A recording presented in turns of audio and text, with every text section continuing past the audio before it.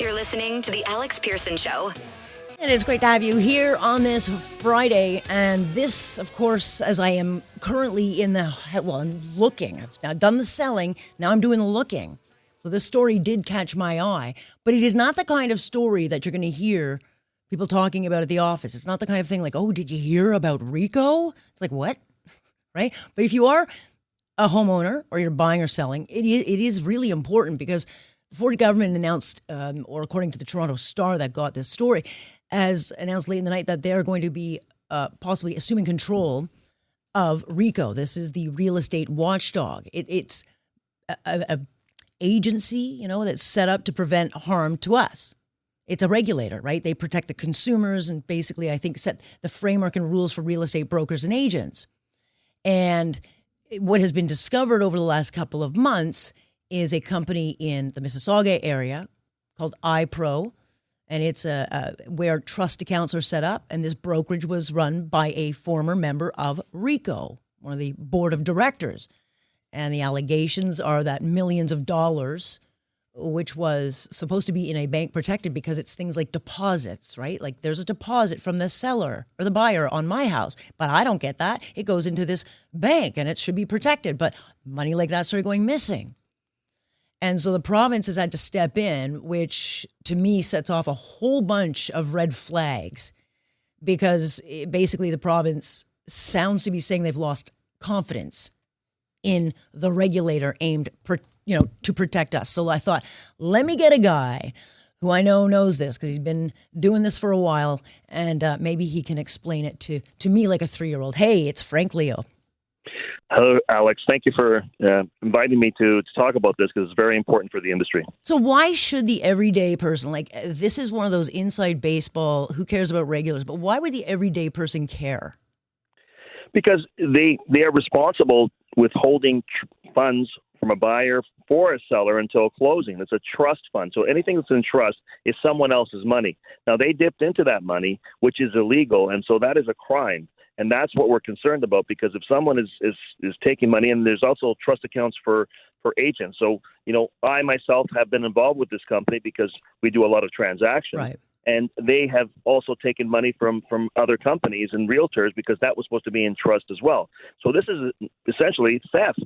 And the regulator, our regulator, RECO, has the obligation to protect the consumer and the industry from illegal activities.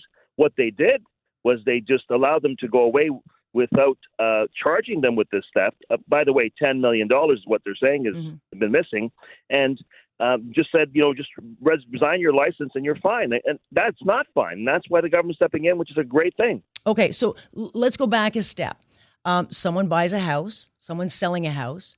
The deal is made. A check is written. So how does it work? And what happens and what should happen? So when a buyer buys a property, they put down a deposit. That deposit is brought to a real estate office, which is held in trust until the closing. On closing, when you're getting your home, that money is used towards the purchase of the property that buyer has bought.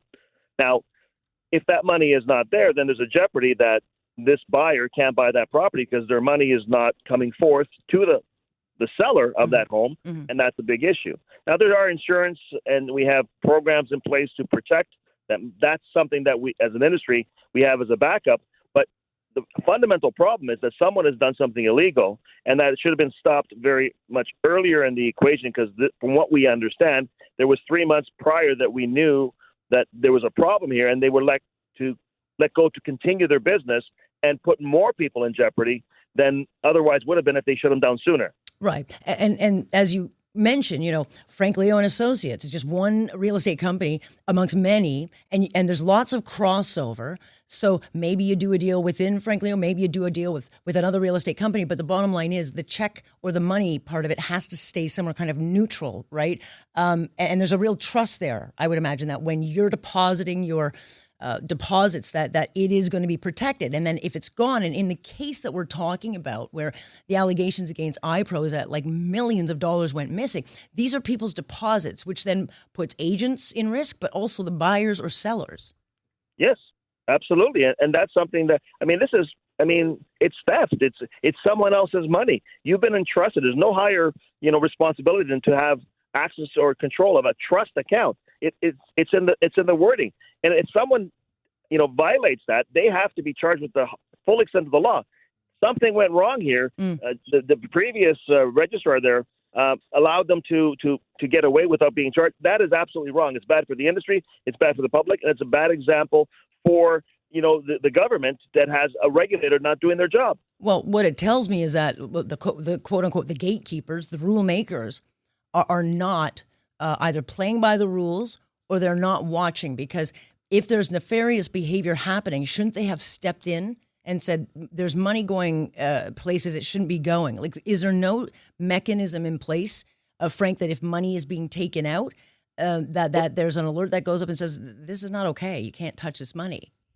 Well, they're supposed to do audits and reviews on a regular basis. That's why I mentioned earlier that they had, from what we understand, a few months before, found that there was discrepancies. At that point, they should have acted. They allowed this to continue on. That is not acceptable. That should have been stopped as soon as they found out, and it's not right. Okay, so how widespread could this be? I mean, look, we're talking about one particular company, but the allegation being that the brokerage was being run by a former member of RECO itself, and so there's the optics of it are not great.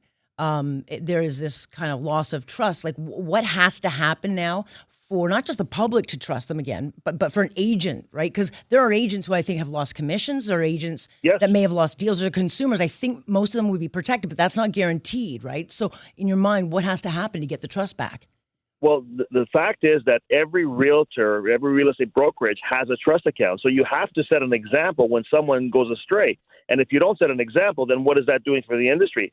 The reason we have a regulator is to make sure when something like this happens that it's addressed right away, there are remedies in place, and that someone sees the repercussions and the charges and the penalties that are faced, that they won't do it because they know it's going to ruin their lives. And this is not acceptable. Yeah. Well, again, it's happened. There could be, do we know how widespread the damage is, or was it contained? Well, it's $10 million.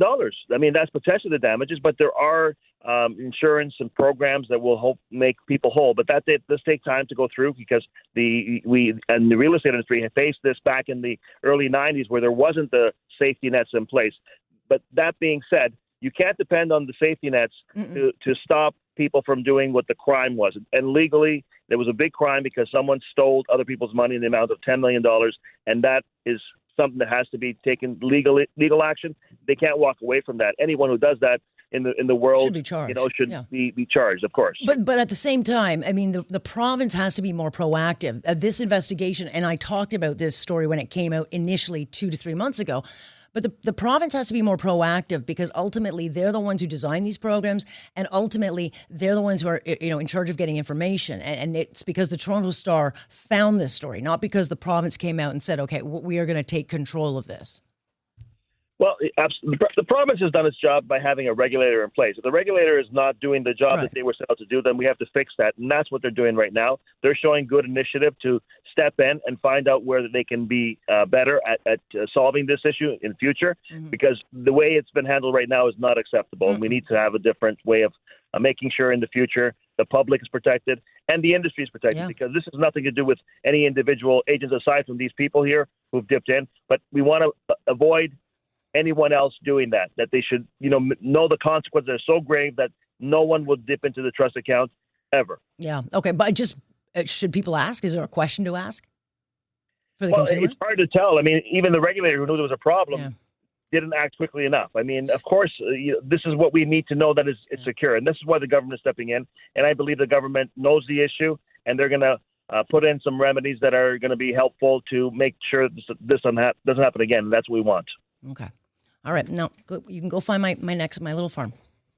Thanks, Alex. Thank you for bringing this to the public, because, as in the industry, we want people to be very confident that, it's a big decision. It's their biggest in their lives. And we want to make sure they're comfortable in the process, because we want to be comfortable as well, because this is our regulator. 100%. Trust is fleeting. Frank, thanks. We'll talk again. Thank you. There you go. That's Frank Leo. So buyer beware, but this is not a small thing. And so we'll stay on top of that, because we have been talking about it.